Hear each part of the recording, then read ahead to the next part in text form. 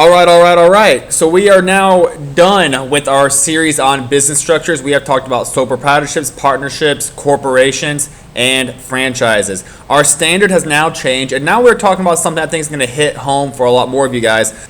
Describe how the earnings of workers are determined. Now I know this applies a lot to you guys. So here we go. Our standard has changed. Let's check out our LEQs. How are workers categorized according to skill level and training, and how does that affect wages? And number 2, what working conditions encourage the creation of unions?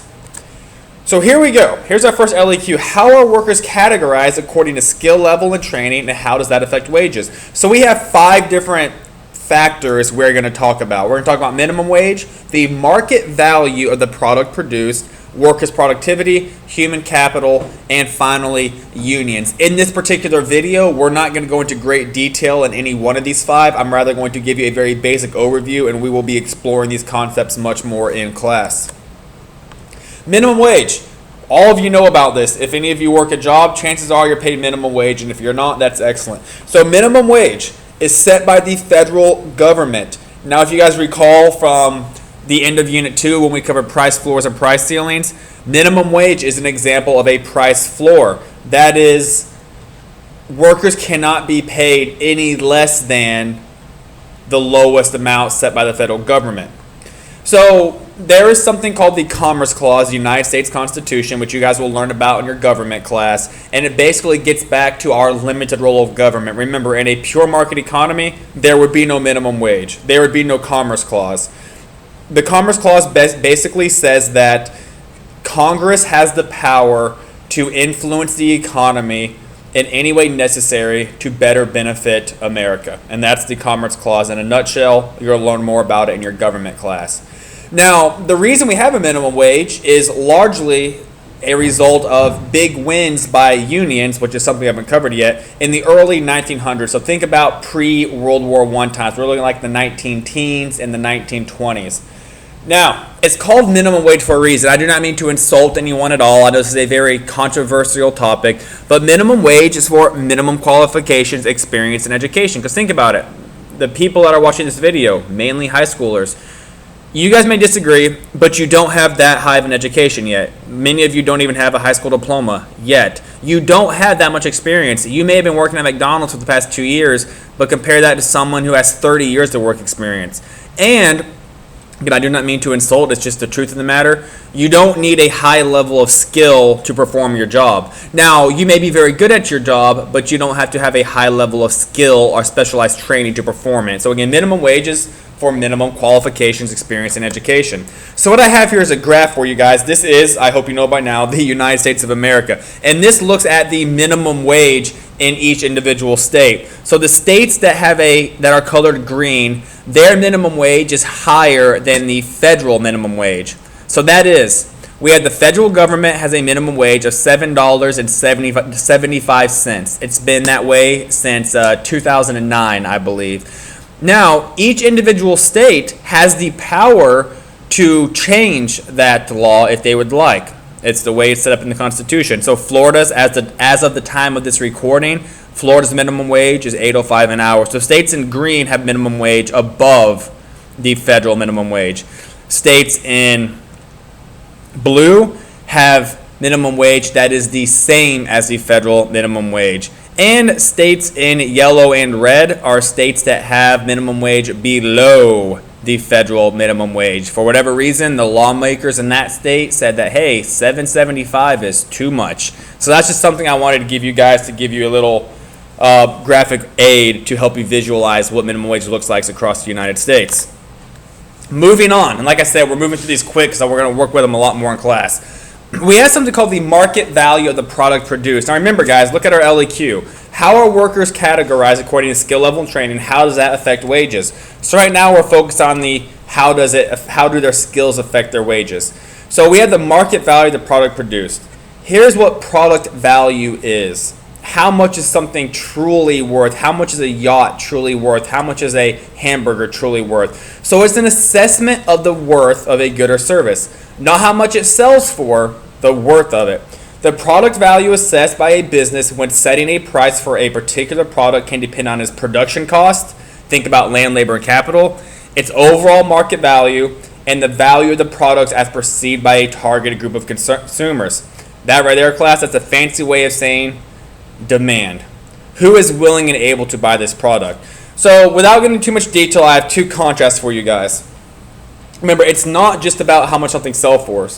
We have a very nice boat or even a small yacht on your left, and then we have a fast food worker on your right. Welcome to Good Burger, home with the Good Burger. May I take your order? Hopefully some of you guys got that. I don't think I'm getting too old. Which has a higher product value, the hamburger or the yacht? I don't even need to go there because I know you guys know the answer to that. Which is why workers who work in the yachting industry or the boating industry tend to get paid a higher amount because the value of the product they sell is significantly higher. Which is why workers who work in the fast food industry tend to be paid minimum wage because the value of the product they are selling is very low. Now let's look at worker productivity. This is something you have a huge influence on, and this is something that can help you get a raise. Worker productivity is basically how good you are at your job, how efficient you are, how much you produce, whether it's a good or a service. Now laborers, that is you guys, myself included, I am a laborer, have the most direct control over their own productivity compared to market value product produced. Remember guys, let's go back a slide. As a worker, you don't have much control over the market value of a yacht. As a laborer, you do not have much control over how much a Big Mac sells for. However, as a laborer, you do have direct control over how productive and how effective you are at your job. In Publix, for example, I believe it's once every 3 months you are given an evaluation, and if you do well in that evaluation, you are given a small raise. So if you have been productive in those past 3 months, they give you a raise.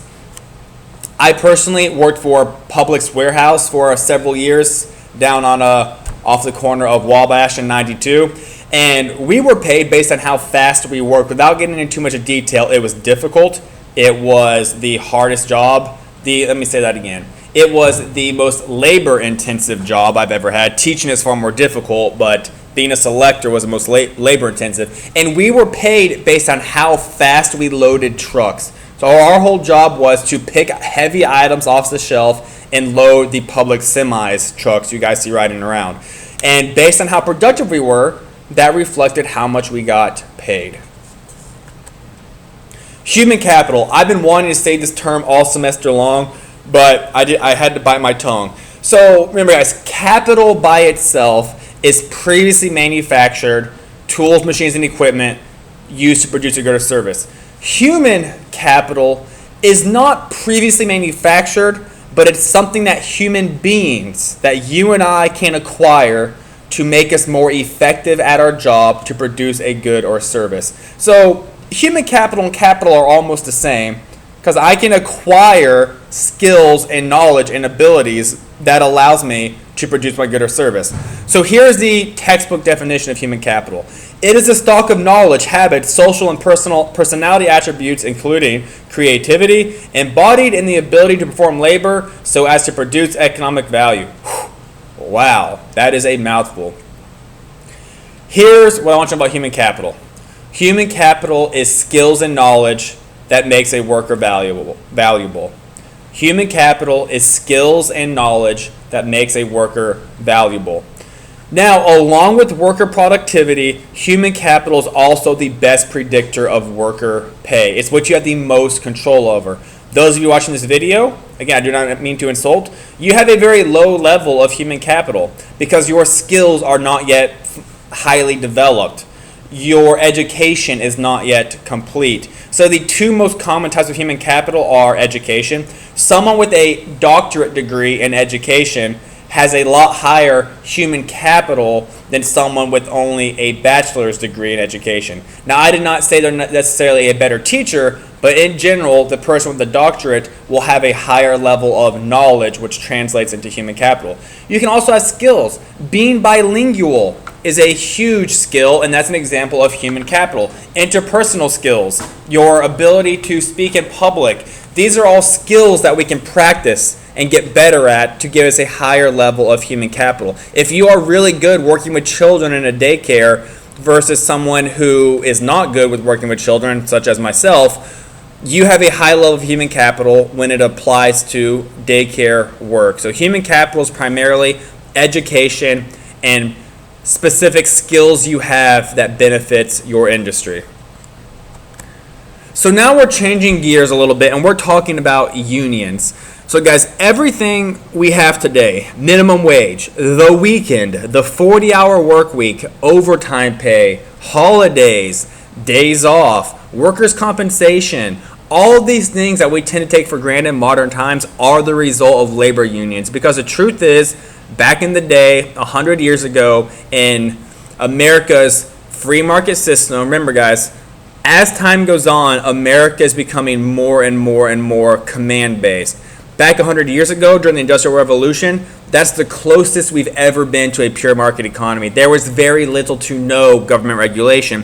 And what was happening was workers were getting exploited. They were being told what to do. They were working 15-hour days. They were working for a penny an hour. Ridiculous working conditions. People were dying on the job and there's nothing being done about it. So here's the deal with unions. One person doesn't have a lot of power. A group of people has some more power. If you can get an entire organization of people to come together and fight together and voice their opinions together and strike together, that's very powerful. And in general, bosses and the government has to react. So here's what unions are. Labor unions are legally recognized, that is by law, as representatives of workers in many industries in the United States. When I say industries, we have the teaching industry, the welding industry, the auto manufacturing industry, the airplane industry. Their activity centers on collective bargaining, so that is many people coming together to voice their concerns over wages, benefits, and working conditions for their membership, and on representing their members in disputes with management over violations of contract provisions. We're not going to worry too much about that last sentence. Larger unions also typically engage in lobbying. So lobbying means speaking to Congress to benefit your members.